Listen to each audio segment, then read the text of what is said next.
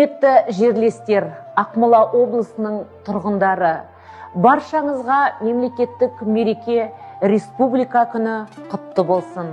1990 жылы 25 қазанда Қазақстанның егемендігі туралы декларация қабылданған болатын.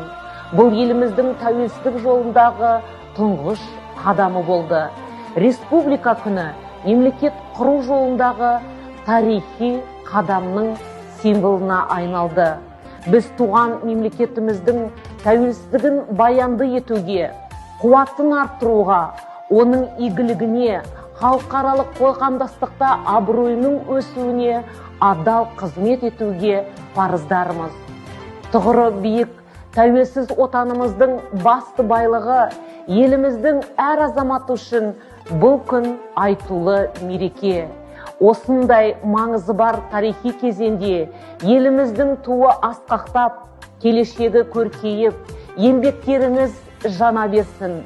Баршаңызға мықты денсаулық, отбасыларыңызға бақыт, тәуелсіздік тұғырының биік болуын мұрат еткен жас ұрпаққа жарқын болашақ тілеймін.